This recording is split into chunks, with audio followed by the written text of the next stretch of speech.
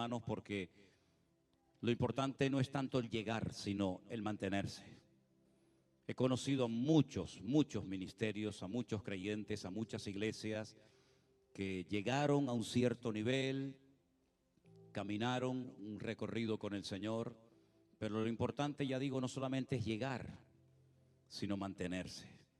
Y el poder cumplir un año con este sistema de trabajo que nosotros estamos haciendo no es fácil, porque la gente viene con unos esquemas, ¿verdad?, que son con los que se ha estado trabajando durante muchos años, pero nosotros trabajamos con unas formas, unos sistemas, unas tecnologías completamente diferentes, y por eso hay personas que no terminan de entender lo que es esto de la iglesia virtual.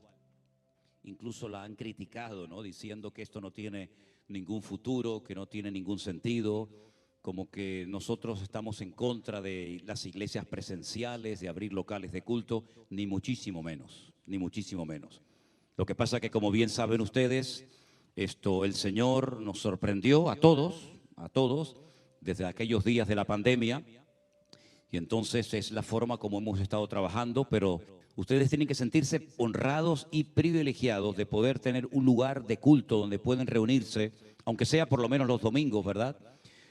¿A cuántos hermanos les gustaría poder tener un lugar de culto, un lugar donde poder congregarse y no tienen esa posibilidad, no tienen ese privilegio, pero ustedes lo tienen? Y yo quiero también dar gracias públicamente a nuestro hermano Jeremías, a su esposa, a todo su equipo de trabajo, porque, bueno, nosotros predicamos y viajamos y hacemos lo que podemos, pero gracias a Dios que aquí hay hermanos que atienden a la gente nueva, que atienden a los convertidos, personas a las cuales pueden recurrir en un momento determinado que necesitan ayuda, consejería, oración. Y yo quiero reconocerlos públicamente a ellos porque el trabajo que están haciendo es excelente. Y quiero que le demos un fuerte aplauso a nuestro hermano Jeremías, a Jessica, a todo el equipo. Y gracias, de verdad, de todo corazón, gracias. Una de las cosas que yo le pedía y le sigo pidiendo constantemente al Señor prácticamente cada día, que el Señor nos dé obreros, buenos obreros, porque en la iglesia yo estoy totalmente en contra de hacer experimentos. La iglesia no es un laboratorio donde, bueno, vamos a hacer esto a ver qué tal sale, y si sale mal ya hay gente herida, gente lastimada, y ya tenemos demasiada gente herida y lastimada entre nosotros como para seguir hiriéndolos más todavía, ¿verdad? La iglesia virtual ha sido un hospital, ha sido un bálsamo, ¿verdad?, un oasis en medio del desierto para muchas personas que hacía años que no querían congregarse. Tenemos casos de hermanos que han estado 10, 12, 15 y hasta 20 años sin pisar una iglesia evangélica, bueno, por distintos motivos, ¿verdad?, que todos sabemos. Por lo tanto, yo siempre oro para que el Señor nos dé buenos obreros. Y no es fácil a veces encontrar buenos obreros, gente que esté dispuesta, gente que esté con un corazón de siervo, ¿verdad? No con un corazón de dueño, de amo, sino con un corazón dispuesto a ayudar, dispuesto a sacrificarse. Porque estar en primera línea, hermanos, no es para mandar, no es para gobernar, no es para enseñorearnos de la grey, como dice la palabra, es para servir. Y el que no sirve, pues difícilmente va a poder soportar, porque en la obra del Señor, en nuestro mundo, en nuestro campo, digamos, cristiano evangélico, ustedes saben que nosotros somos muy particulares. Nosotros tenemos la tendencia siempre de ver siempre los defectos antes de las virtudes. Y usted sabe, hermano, no sé si aquí es igual, pero vengo de un país que todo se cuestiona, todo se critica, todo se analiza con lupa, y puedes hacer 20 cosas buenas. Pero en el momento en el que hagas una pequeña equivocación, en el momento en el que hagas algo que no estaba tan bien, automáticamente todo el mundo se te tira encima. Y en la iglesia virtual no somos perfectos, ya lo sabemos, ¿no? Ya hemos llegado a esa conclusión hace tiempo, estamos aprendiendo, pero el Señor nos da cada día de su gracia y de su sabiduría para que todo esto siga funcionando y para que todo esto siga adelante. Y damos gracias al Señor porque la salud espiritual de la iglesia virtual, de nuestro ministerio, gracias al Señor, está muy bien. Podemos mejorar. Claro que podemos mejorar y se pueden hacer más cosas, por supuesto que sí.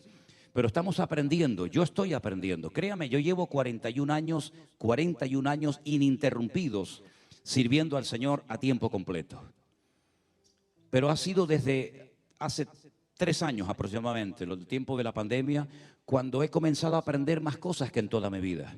Y he aprendido a veces de errores, porque nadie me enseñó cómo se organiza todo esto de una iglesia virtual, con obreros que no conocemos de nada, que le damos un voto de confianza para que puedan atender iglesias a la distancia, sin estar uno, digamos, de una forma presencial. Pero damos gracias al Señor que Dios nos ha guardado. Prueba de ello es que esta obra ya ha cumplido 1 año, ¿verdad? Y bueno, seguro que algunas personas habrán dicho, bueno, se podía haber hecho esto, se podía haber hecho lo otro, gente que a lo mejor se ha sentido, digamos, ofendida, pero lo importante es que captemos lo que el Señor quiere para estos tiempos.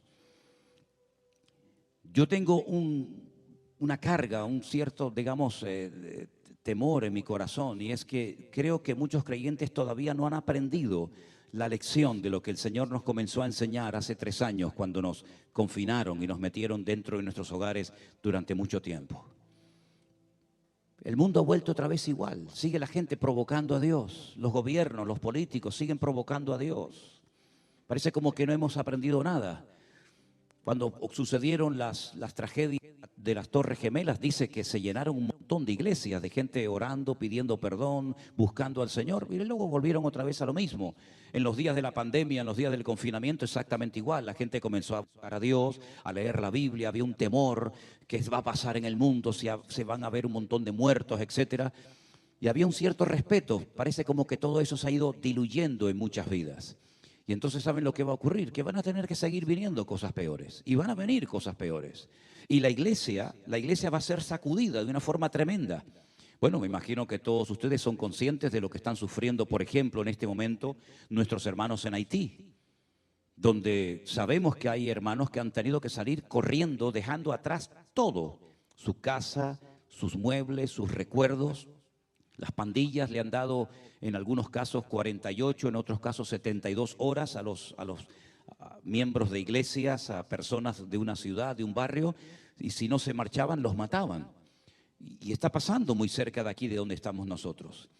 Y tarde o temprano la iglesia, si no aprende a humillarse y a buscar al Señor y a dejarnos de perder el tiempo en tonterías, la iglesia va a volver otra vez a ser sacudida, ¿verdad? Y por eso tenemos que aprovechar el tiempo, hermanos. Algunos de ustedes ya tienen en su corazón hace años el deseo de servir al Señor. Pues hermano, no siga dilatando ese deseo y ese anhelo en su corazón. Pídale al Señor que le abra puertas, porque la vida pasa volando, ¿saben? La vida, cuando uno se da cuenta, miras para atrás y dices, Dios mío, se me han ido 40, 50, 60, 70 años de mi vida. Y toda mi vida ha sido trabajar y trabajar y trabajar y comprar y pagar deudas. ¿Y para ti qué he hecho, Señor? Y yo sé que no es fácil que las personas se animen y se levanten para servir al Señor, pero yo animo a todos y a cada uno de ustedes a que no pierdan el tiempo. Yo sé que hay que trabajar, yo sé que hay deudas que pagar, yo sé que hay hijos, yo sé que hay familias, hay universidades, hay muchas cosas, pero lo más importante de todo es que el Señor sea lo primero en nuestra vida. Y si no tenemos tiempo para otras cosas, no pasa nada. Pero qué triste cuando me encuentro a creyentes que me dicen, pastor, es que yo no tengo tiempo para estudiar y leer la Biblia. Usted sabe lo que me está diciendo, hermano. No tiene tiempo para leer la Biblia, no tiene tiempo para orar, no tiene tiempo ni siquiera un día a la semana para venir a un lugar a alabar al Señor junto con otros hermanos. Esa es la tragedia de muchos cristianos hoy en día. Y son honestos cuando dicen, es que no tengo tiempo. Claro, porque se han enredado con tantas cosas que no saben cómo salir de esos esquemas. Pero yo creo que el Señor nos está enseñando y nos ha hablado muy claramente a nosotros de que no podemos perder el tiempo y de que tenemos que poner la mano en el arado y no mirar atrás, porque la vida es corta y se pasa volando. Así que lo que tengamos que hacer, hagámoslo pronto. ¿Cuántos dicen amén? Cierren sus ojos un momentito, vamos a orar a nuestro Dios. Entiendo que hoy es una reunión única y exclusivamente para los miembros de nuestra iglesia aquí en San Francisco y otros hermanos que han venido, como nuestro hermano Pablo, nuestro hermano Ali, nuestro hermano Gregorio y otros que han venido, ¿verdad?, de otras partes. Pero queremos que en esta tarde el Señor hable a nuestras vidas y nos ministre y podamos salir de aquí diciendo, hoy el Señor me habló, hoy el Señor tocó mi corazón, hoy tocó el Señor mi vida. Señor, te doy muchas gracias en esta noche por este año que nuestra obra ha cumplido aquí en este lugar, Señor. Gracias porque tú has sido fiel, supliendo todas nuestras necesidades, cuidando de nuestras vidas, dándonos gracia y fortaleza y sabiduría para que tu obra no se detenga por nada ni por nadie. Pedimos, Señor, que en este momento aquí reunidos en torno a tu palabra, tú nos hables, Señor, y podamos salir en esta noche diciendo: hoy mi Señor habló a mi corazón para poder seguir adelante, corriendo con paciencia la carrera, peleando la buena batalla y manteniendo la fe. Ayúdanos, Señor, a servirte, a honrarte y a no quitar nunca nuestra mirada y nuestra confianza de ti. Gracias, Señor. Te lo pedimos todo en el nombre bendito de Jesús. Amén y amén. El libro más antiguo de la Biblia, de los 66 que tenemos, el más antiguo es el libro de Job. Gracias, hermano. Sabemos que nuestras Biblias no están en un orden cronológico.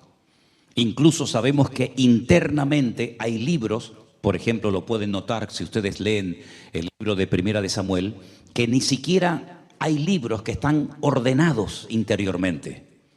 A la Biblia le pasa exactamente lo mismo.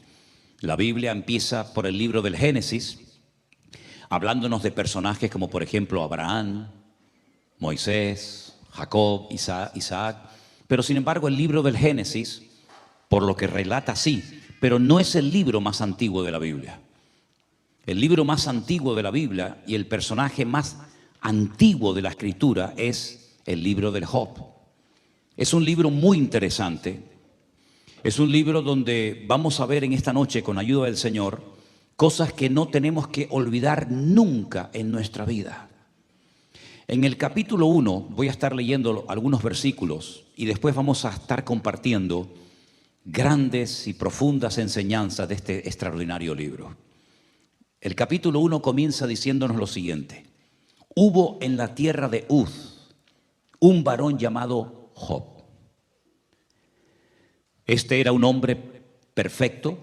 Si le choca la palabra perfecto, ponga la palabra completo, que es la palabra que realmente debería haberse traducido. Un hombre que era completo, era recto delante de Dios, temeroso de Dios, apartado del mal. Le habían nacido 7 hijos y 3 hijas, en total 10. Su hacienda, su patrimonio, consistía en 7,000 ovejas, 3,000 camellos, 500 yuntas de bueyes, 500 asnas y muchísimos criados. Y era aquel varón más grande que todos los orientales. Iban sus hijos y hacían banquetes en sus casas, cada uno en su día, y enviaban a llamar a sus 3 hermanas para que comiesen y bebiesen con ellos. Y acontecía que habiendo pasado el turno los días del convite, Job enviaba y los santificaba.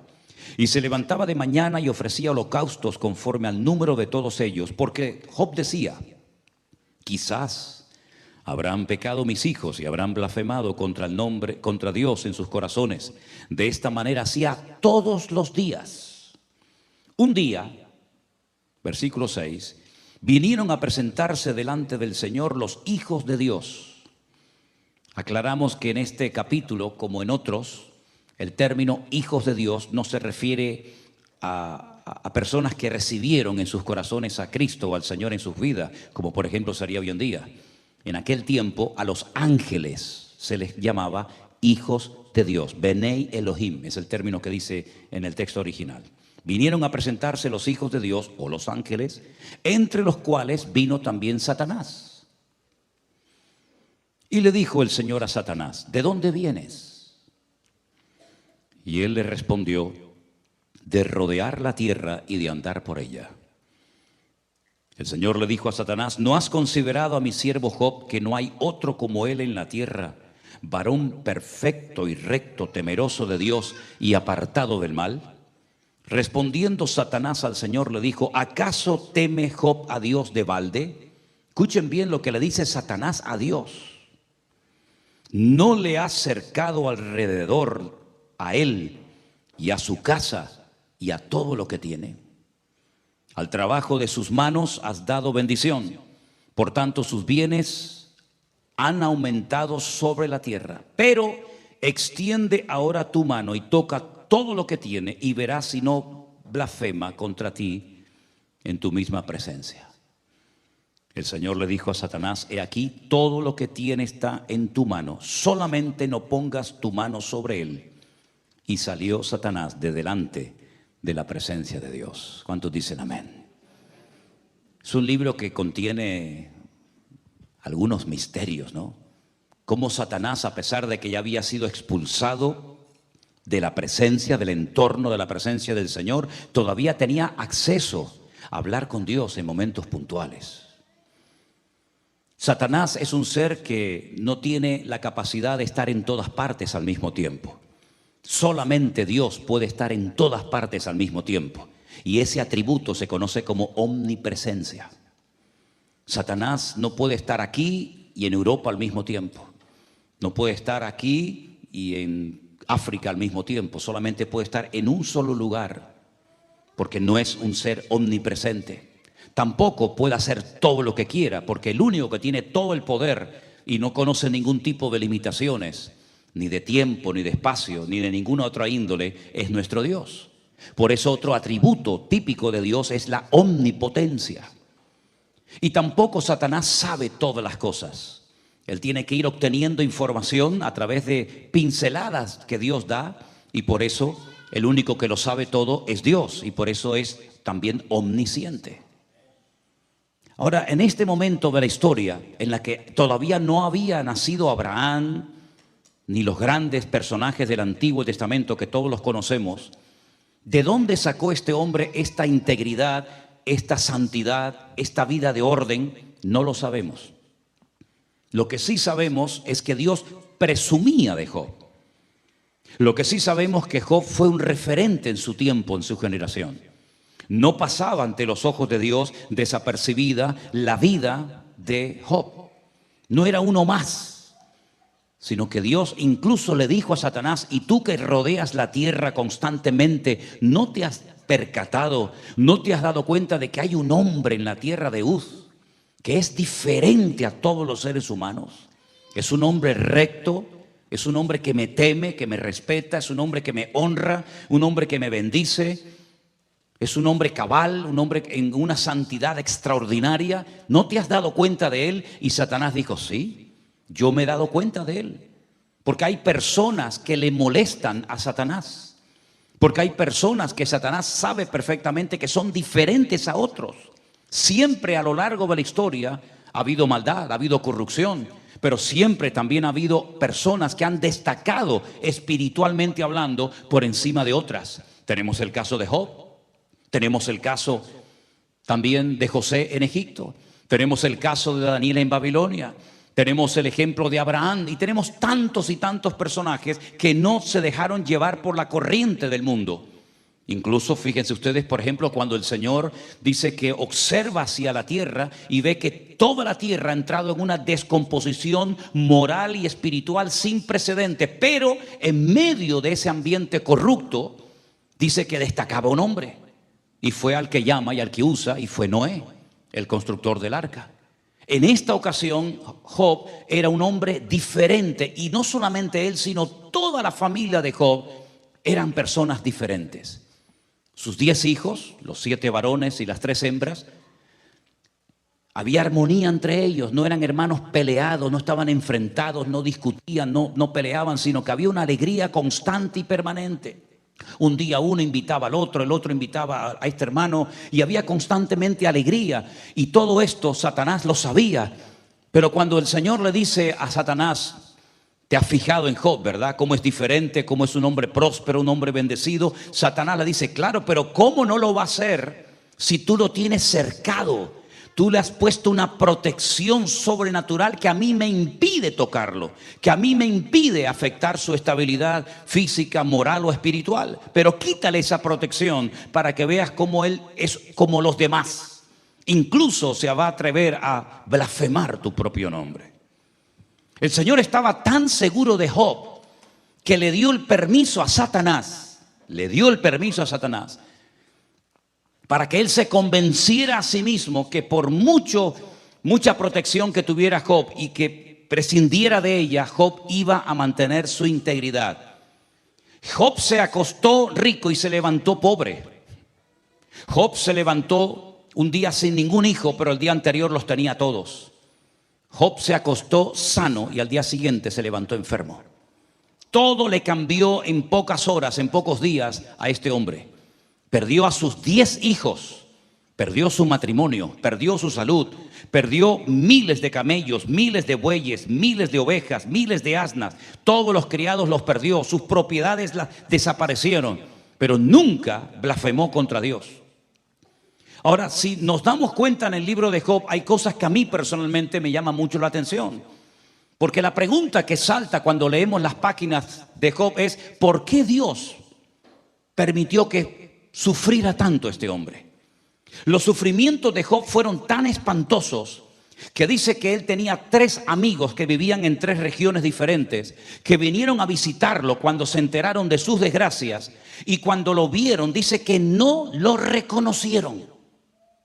Estaba tan cambiado, tan envejecido, tan destruido, que dice que se sentaron con él durante una semana y no fueron capaces de decirle ni una sola palabra. Nunca habían visto a un hombre con tanto dolor, con tanto sufrimiento, tan destruido como este hombre. Al poco tiempo, cuando empiezan a abrir sus bocas, más que para consolarlo, vinieron para condenarlo, porque hay gente que siempre van a venir para condenarte y echarte un jarro de agua fría encima, porque relacionan el sufrimiento con el pecado. Y es verdad que a veces por pecar sufrimos cosas que podíamos habernos evitado. Por supuesto que sí. Es cierto que el pecado abre la puerta a muchas desgracias que se podían haber evitado si hubiéramos mantenido el orden y nuestra comunión y relación con el Señor. Pero en el caso de Job no es así. Esa regla aquí se rompe. Job ni siquiera está siendo probado por Dios, porque Dios sabía perfectamente con qué tipo de persona estaba tratando. Job no le pide, o el Señor no le pide permiso a Job para experimentar todos esos sufrimientos, sino que en el libro de Job podemos ver desde prácticamente el primer capítulo hasta el último la realidad del mundo espiritual. El mundo espiritual es tan real como el mundo natural, la dimensión en la que nosotros nos movemos hoy en día. Lo que pasa es que ese mundo espiritual, porque Dios lo ha hecho así, no nos permite verlo.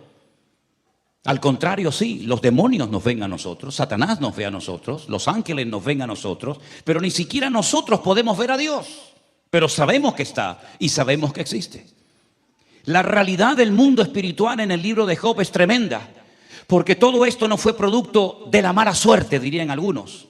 Ni siquiera porque Job había pecado, blasfemado el nombre de Dios, sino porque Dios le permite a Satanás zarandear y sacudir la vida de Job por un tiempo. Me han preguntado muchas veces: ¿crees que Job sabía lo que estaba pasando en el mundo espiritual entre Dios y Satanás? Bueno, la Biblia no nos da ninguna información. Las conversaciones entre Dios y el diablo, Job no las sabía. Nosotros la sabemos porque tenemos el libro, pero Job estaba haciendo historia y él no sabía lo que estaba pasando, pero dice que en ningún momento blasfema ni peca contra Dios. Es verdad que maldijo el día en el que nació, eso sí lo hizo, pero en ningún momento, jamás se enfadó con Dios. Es más, cuando su propia esposa le dice: ¿todavía vas a mantener tu integridad? ¿No te has dado cuenta de que ya Dios no está contigo? ¿No te has dado cuenta de que ya Dios te ha abandonado? ¿No te has dado cuenta de que no merece la pena honrar y servir a ese Dios que te ha causado tanto dolor y tanta tragedia? Maldice a Dios y muérete ya de una vez. Le desea a su propia esposa la muerte y lo tienta, lo incita a que se rebele contra su Dios. Y entonces es cuando él le dice: como cualquier mujer insensata, has hablado. ¿Recibiremos solamente el bien de parte de Dios y el mal no lo recibiremos? Él no se queja en ningún momento contra el Señor. Porque él dice en el capítulo 1, verso 21, desnudo salí del vientre de mi madre y desnudo volveré. Dios dio y Dios quitó. Sea el nombre de Dios bendito. ¿De dónde sacaba fuerzas este hombre?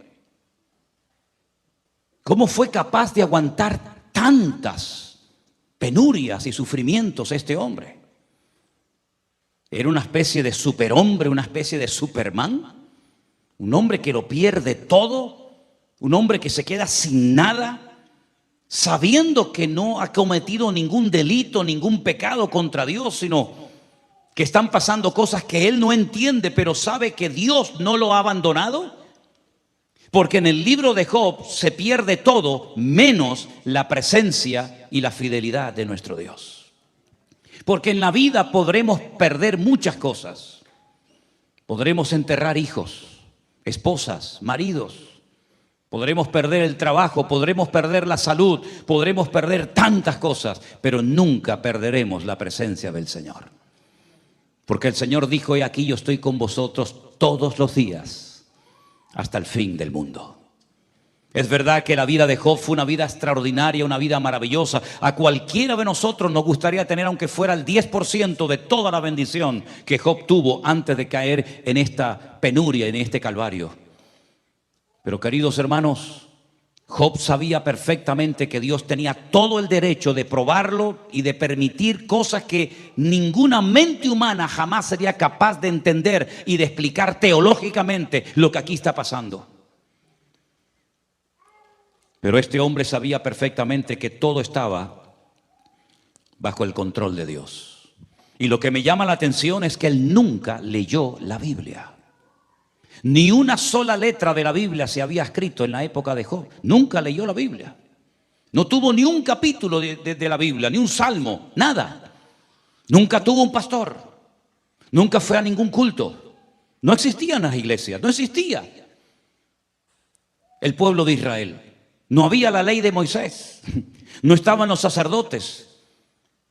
Pero tenía una comunión con Dios tan espectacular que él sabía lo que se podía hacer y lo que nunca se debía de hacer.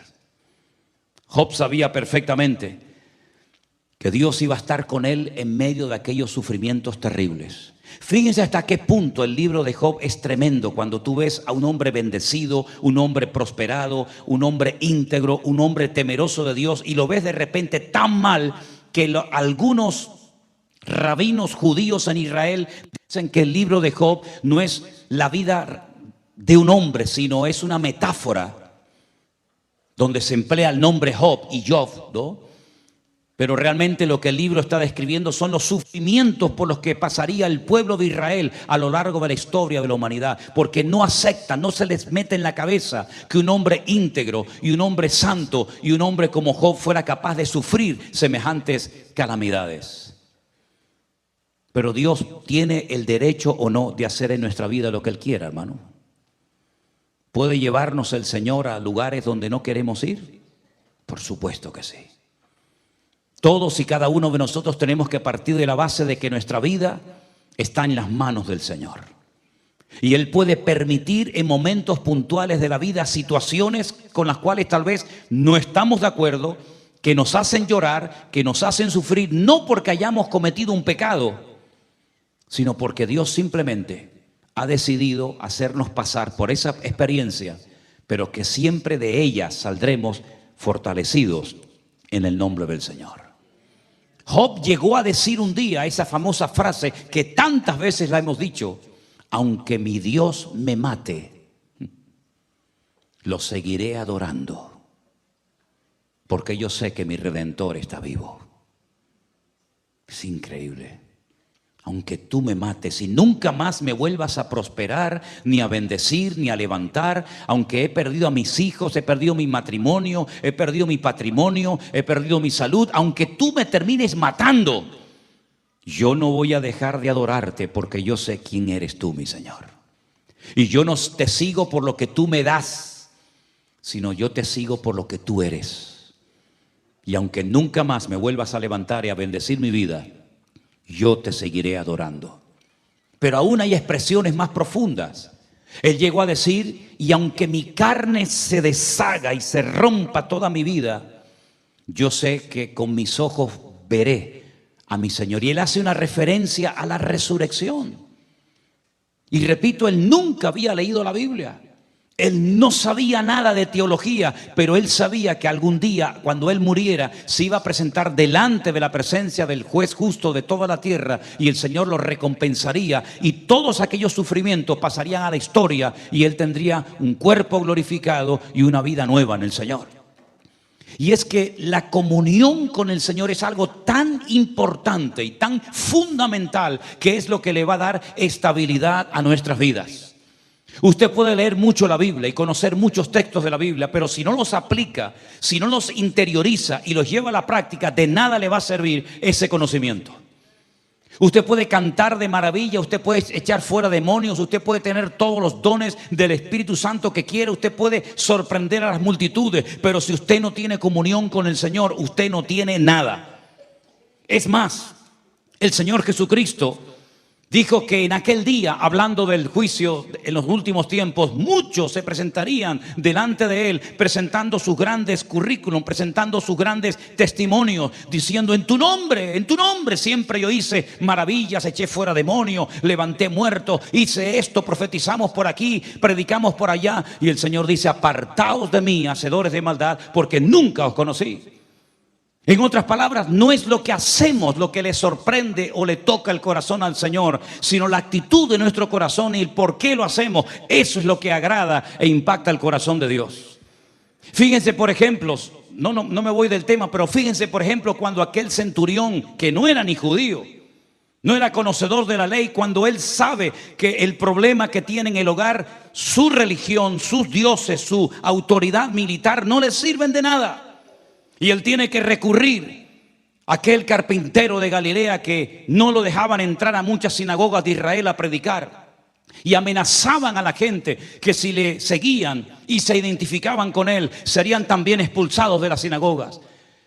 Él va al maestro y le dice: tengo un siervo gravemente atormentado y no soy digno de que entres bajo mi techo. ¿Cómo voy a llevar a mi casa al Hijo de Dios? Las cosas que habrá hecho en ese hogar. Yo no soy digno de que entres.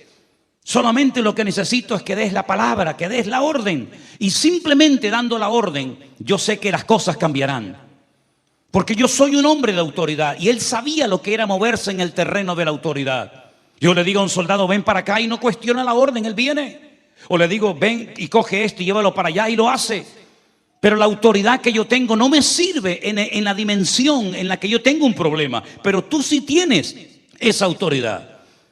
Solamente da la palabra, da la orden, y mi criado sanará. Y el Señor dijo: en todo Israel no he encontrado a nadie que tenga tanta fe como este hombre. A un centurión romano, no a un judío, sino a un gentil, lo alaba públicamente por la tremenda fe que tenía y por el concepto de autoridad tan claro. Y sin embargo, a un discípulo un día le dijo: hombre de poca fe, ¿por qué dudaste? Es la comunión y la relación con el Señor lo que a ti te va a mantener firme todos los días hasta que el Señor venga a buscarte. No es la Biblia que tienes allí en la estantería de tu casa, no son las canciones que has compuesto, no es lo que haces, sino cómo está tu corazón alineado con el Señor. Mire, grandes personajes de la Biblia, igual que Job, nunca leyeron la Biblia. Nunca fueron a un culto, nunca se bautizaron, nunca hablaron en lenguas, nunca pagaron diezmos, nunca pagaron ofrenda. Sin embargo, ellos sabían en todo momento cómo comportarse y cómo marcar una diferencia. Miren, por ejemplo, a José. José, dice la Biblia, que cuando aquella mujer se le ofreció y le dijo: vamos a dormir juntos, vamos a pecar, él dijo: ¿cómo voy yo a pecar contra mi Dios? ¿Dónde lo había leído? ¿Quién le había enseñado a aquel muchacho de 17 años que un joven no se puede acostar con una mujer casada? ¿Cómo lo sabía? Si la Biblia aún no se había escrito, ni Moisés había escrito ninguno de los libros de la Biblia. Pero es la comunión con el Señor la que trae claridad a tu mente y a tu espíritu. Y tú conoces el corazón de Dios y sabes lo que al Señor le agrada y lo que el Señor abomina. Exactamente igual Job. Job tenía tanta comunión, tanta relación con el Señor, que él dice que todos los días de su vida presentaba sacrificios y oraba por sus hijos. Dice: no sea que en alguno de estos banquetes Tal vez hayan bebido más de la cuenta y hayan blasfemado contra mi Dios. Y dice que él santificaba a sus hijos cada día. En otras palabras, no era un tipo raro que se iba a una montaña ahí 40 días y nadie sabía dónde estaba metido, sino que era una persona cercana a su familia, cuidaba de la vida de sus hijos. Aquí hay una lección tremenda para los padres hoy en día. Si en algún momento de la historia ha sido necesario que los padres cuiden de la vida espiritual de sus hijos, es ahora más que nunca. Yo ya a mis hijas ya las he criado y ya, bueno, pues ya saben lo que está bien y lo que está mal. Pero ¿cuántos de estos niños pequeños están oyendo y viendo cosas en las escuelas que son auténticas barbaridades, auténticos disparates? Y las escuelas no se crearon para enseñar principios morales a nuestros hijos, sino para enseñar química, biología, matemática o lo que quiera. Pero es el hogar donde nuestros hijos tienen que aprender los principios que van a marcarles para toda la vida, para que sean rectos y para que sean buenas personas, para que sean personas temerosas de Dios. Cuide de su familia, porque dice que el que no cuida de su familia es peor que un incrédulo y ha negado la fe. Job era un hombre que no cayó en esa trampa. Job dice que oraba y bendecía y se santificaba a sus hijos todos los días, por si acaso alguno de mis hijos dijo algo que no tenía que haber dicho o hizo algo que no tenía que haber hecho. El libro de Job es un libro realmente apasionante porque nos damos cuenta que Dios sabe dónde estamos y cómo estamos. De hecho, no fue Satanás el que le dijo a Dios, ¿y cómo has bendecido tanto a este hombre? Sino fue al revés. Fue el Señor el que le dijo a Satanás, ¿no has visto? ¿No has considerado? ¿No has observado a mi siervo Job? Y es entonces cuando leímos la palabra, claro, ¿cómo no te va a bendecir? Si lo has bendecido de una manera extraordinaria, si lo has cercado, hay una protección alrededor de él extraordinaria. Y resulta que Job de la noche a la mañana se convierte en un punto de referencia para que todas las personas sepan que en la tierra hay un hombre diferente a todos los demás. Hoy en día esa confrontación entre Dios y Satanás con ninguno de nosotros se va a dar, porque nosotros ya no tenemos que ser el punto de referencia de nadie, como Job lo fue en su generación. Hoy en día las miradas no tienen que estar puestas en nosotros, sino que hoy en día ya el Señor dijo, este es mi Hijo amado, en el cual tengo toda complacencia. Por lo tanto, usted ya no tiene que demostrarle nada a nadie, mucho menos al diablo, porque el Señor sabe si usted está bien o está mal, si está dentro o fuera, en orden, en pecado, en obediencia o no. Ahora es a Cristo al que hay que mirar. Él es nuestro punto de referencia. No es Abraham, no es Moisés, no es el pastor, no es el diácono, no es fulanito, sino que nuestro punto de referencia y todas nuestras miradas tienen que estar mirando a nuestro Señor Jesucristo, el cual nunca, jamás nos va a dar mal por bien, sino más bien todo lo contrario. ¿Cuántos dicen amén? El libro de Job me impresiona también a mí muchísimo, porque es un libro donde vemos que Dios cuida de sus siervos. Dios cuida de nuestras vidas. El final del libro de Job es extraordinario, porque vemos que a pesar de los tremendos sufrimientos por los cuales este tremendo hombre de Dios tuvo que pasar, al final Dios lo vuelve a bendecir, Dios lo vuelve a prosperar y otra vez todo, digamos que vuelve no a la normalidad, sino aún mejor que antes. Cuando el Señor permite una experiencia fuerte en tu vida que te hace llorar, que te quita el sueño, que te perturba, hermano, no te quejes nunca. Glorifica a Dios. La Biblia dice que no tenemos que sorprendernos del fuego de prueba que nos ha sobrevenido, como si alguna cosa extraña nos estuviera aconteciendo. El apóstol Pedro dijo, tener en cuenta que los mismos padecimientos, las mismas batallas, las mismas luchas, los mismos sufrimientos los están experimentando nuestros hermanos en todas las naciones de la tierra. El mundo entero, todas las naciones de la tierra van a ser sacudidas. Y lo estamos viendo, hermanos. Lo estamos viendo. Nación tras nación está siendo sacudida por el Señor. Pero en medio de este mundo enfermo y loco, donde a veces decimos, Señor, yo no encajo en ninguna parte y nos sentimos como un pez fuera del agua. Nosotros, dice la Biblia, tenemos que ser luminares en el mundo. Nuestros hijos en los colegios tienen que ser niños diferentes. Nosotros tenemos que ser personas diferentes a la hora de hablar, de comportarnos, de actuar, de pensar, de reaccionar. ¿Por qué? Porque tenemos un Dios que ha transformado nuestra vida. Y ya nosotros no vamos a favor de la corriente, sino vamos en contra de la corriente de este mundo. Tal vez te sentirás solo, tal vez te sentirás incomprendido, pero nunca estarás solo, porque el Señor siempre nos acompañará en todo momento y en todo lugar. Y dice el Salmo 23, y quien no lo sabe de memoria, que aunque andemos por valles de sombra y de muerte, no temeré mal alguno, porque tú estarás conmigo. Pero dice algo más que a veces olvidamos: tu vara y tu cayado, ambas cosas, tu vara y tu cayado me infunden aliento. Es decir, cuando me pastoreas y me atiendes y me mimas y me ayudas, yo recibo aliento. Pero cuando utilizas la vara para corregirme, para exhortarme o para sacudir mi vida, también tu corrección me infunde aliento. Porque yo sé que el Señor nunca se va a pasar conmigo, sino que aunque ninguna disciplina al tiempo presente parece ser causa de gozo, de alegría, siempre el trato de Dios en nuestra vida siempre va a producir en nosotros un nivel de madurez y un nivel de conocimiento y de relación con el Señor superior al que teníamos antes de haber entrado a ese túnel o a esa prueba tremenda. Finalmente, en el libro de Job, cuando vemos cómo el Señor estuvo siempre a su lado, nos damos cuenta de que el único que nunca nos va a abandonar y a fallar es nuestro Dios. Nunca olvidaré cuando en uno de los viajes que hicimos a Israel conocimos a un matrimonio de aquí de Los Ángeles, que cuando les pregunté a qué iglesia iban, me dijeron, bueno, nosotros íbamos a una iglesia, pero cuando llegó el tiempo del confinamiento, pues como todos, ¿no? Nos encerramos. La iglesia en la que ellos estaban no había ningún tipo de programa, de emisión, de redes sociales ni nada.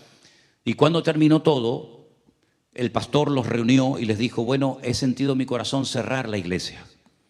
¿Cómo cerrar la iglesia? Sí, no quiero seguir en la obra. Y le dije, ¿y ustedes qué pasó? Dice, bueno, unos nos juntamos en una casa, otros se fueron a otra iglesia, otros no se fueron a ninguna parte. Y yo les dije, ¿y cuántos eran más o menos en la iglesia? Y me dice, éramos 2.000 miembros en la congregación. Digo, 2.000 personas y el pastor cerró la iglesia. Dice, sí, porque no teníamos dinero para pagar los gastos de la iglesia. Digo, ¿y erais 2.000 y no podían pagar los gastos? ¿Y nosotros que éramos 4 gatos y un perro? Y el Señor nos ayudó y nos bendijo y nos prosperó. No es el número lo que nos da fuerza, es nuestra comunión y nuestra relación con el Señor.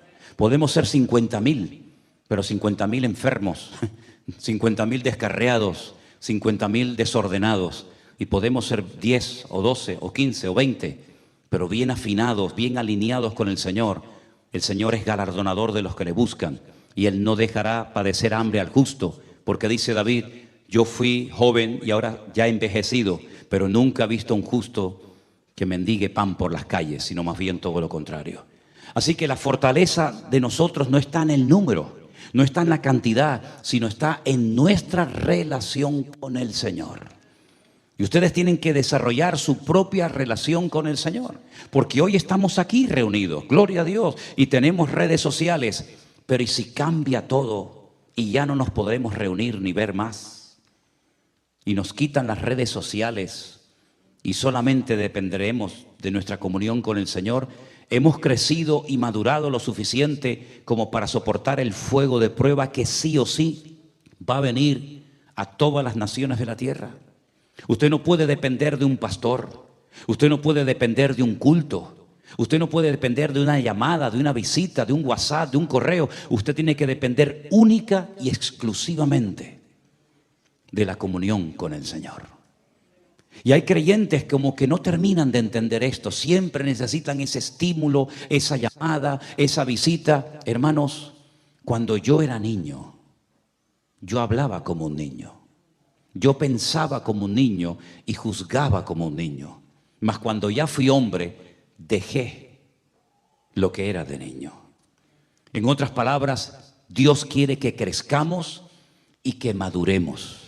Y la única manera de no desanimarse nunca es no depender de nadie, no esperar nada de nadie, pero esperarlo todo de parte de nuestro Dios. Si usted espera algo y no lo recibe, probablemente se desanime y se deprima. Pero si usted no espera nada de nadie, pero usted solamente está conectado a la fuente, a nuestro Señor Jesucristo, usted no va a caer nunca, porque el Señor le va a guardar, le va a proteger y le va a ayudar todos los días de su vida. Le llamen o no le llamen, cuenten con usted o no lo llamen para nada. Usted sabe en quién ha creído, y los que estamos bien firmes y parados en Cristo podremos pasar por luchas, por pruebas, porque mayor es el que está en nosotros que el que viene contra nosotros. Y hermanos queridos, hasta aquí el Señor, podemos decir, nos ha ayudado. Amén. Hasta aquí el Señor nos ha ayudado, hasta aquí el Señor nos ha bendecido. Pero todavía hay mucho camino por recorrer. Todavía hay tantas cosas que alcanzar. Todavía hay millones y millones y millones de almas, centenares de personas en el mundo entero que no han tenido el privilegio y la oportunidad que nosotros hemos tenido. Si es tiempo de oír, oigamos. Si es tiempo de hablar, hablemos. Si es tiempo de aprender, aprendamos. Y si es tiempo de compartir, compartimos. Pero aprovechemos toda oportunidad que se nos presente a lo largo de la vida, porque nosotros, yo creo que el Señor nos está usando en este último tiempo para poder orientar, para poder ayudar a tantas personas confundidas, pero que gracias al Señor, muchos de ellos hoy por hoy se han enamorado, se han conectado del Señor y se han enamorado de su palabra. Y eso es lo más bonito que ha sucedido en todo este tiempo. ¿Cuántos dicen amén? Cierre sus ojos un momentito, hermano. Gracias. Cierra tus ojos ahí donde estás. Y primeramente digamos, Señor, gracias porque hemos podido cumplir un año de vida. Gloria a Dios.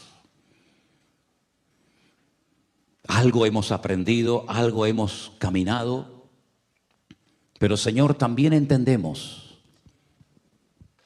que tal vez en el futuro vendrán pruebas y luchas y dificultades, pero todo esto que hemos aprendido nos ha capacitado y nos ha ayudado a saber cómo afrontar los problemas y circunstancias de la vida. Y hermanos, si alguien aquí esta tarde entre nosotros está pasando por alguna dificultad matrimonial, económica, un problema de salud o de la índole que sea, no apartes tu mirada del Señor. El Señor no te ha abandonado, no se ha cansado de ti, no te ha cambiado por otro o por otra. El Señor tiene todo bajo su control. Y no es ningún pecado llorar, no es ningún pecado el sentirte tal vez un día triste y el tener que pedir oración a un hermano. Pero lo que sí queremos es que siempre nuestro corazón esté lleno de gratitud a nuestro Dios. Que siempre le digamos, yo sé en quién he creído. Yo sé que mi Dios está conmigo y nunca me vas a abandonar. Yo sé, Señor, aleluya, que tú eres mi referente y mi punto de referencia. Gracias, Señor, porque hasta aquí nos has bendecido, hasta aquí nos has ayudado. Gracias por todos los obreros. Gracias por todo el trabajo realizado. No hay palabras, Señor, para agradecerte tanta misericordia que has tenido. Oportunidades que nos has dado para aprender, para renovarnos, para crecer. Señor, en esta noche te decimos gracias, aleluya. Sigue usando esta obra aquí en este lugar del mundo para ser un punto de referencia y una luz en medio de tanta oscuridad, Señor. Cuenta con nosotros, Señor, dígaselo a Él. Cuenta conmigo, Señor. Ayúdame a organizarme de tal manera que cada día tenga tiempo para ti, Señor. Guía mis pasos, sosténme, Padre. Y ayúdame a caminar cada día contigo, mi Señor. Aleluya. Gracias, amado mío. Nos ponemos de pie, queridos hermanos. Dígale gracias, gracias, gracias, Señor. Dios Todopoderoso, te alabamos y te glorificamos a ti. Aleluya. Tú eres digno de toda gloria y de toda honra, mi Señor. Gracias, Señor, porque tú nos has guiado, has abierto puertas grandes. Gloria a tu nombre, Jesús. Aleluya, aleluya. Te adoramos, Señor. Te adoramos, Señor. Gracias, mi amado Dios. Aleluya. Gracias, Señor. Vamos a cantarle. Rey de reyes, Señor de señores, admirable. Consejero, Dios fuerte, Manuel, Dios con nosotros. El Cordero que fue inmolado, eres digno de tomar el poder, las riquezas, la sabiduría, la fortaleza, la honra y la gloria y la alabanza por los siglos de los siglos. Amén. Vamos, hermano. Rey de reyes, Señor de señores, admirable. Gracias, mi Señor. Consejero, Dios fuerte, Manuel, Dios con nosotros. El Cordero que fue inmolado, eres digno de tomar el poder, las riquezas, la sabiduría, la fortaleza, la honra y la gloria y la alabanza por los siglos de los siglos. Amén. Vamos arriba. Amén. Rey de reyes, Señor de señor, admira. Consejero, Dios fuerte, Manuel, Dios con nosotros. El Cordero que fue inmolado, eres digno de tomar el poder, la riqueza, la sabiduría, la fortaleza, la honra y la gloria y la alabanza por los siglos de los siglos. Amén. Por los siglos de los siglos. Amén. Por los siglos de los siglos. Amén. Fuertes aplausos al que vive y a su nombre. Toda la gloria para ti, Jesús. Gracias, Señor. Amén. Amén.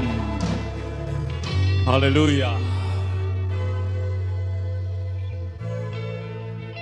Dígale al que está a su lado: el Señor está contigo. No temas. No temas. El Señor está contigo.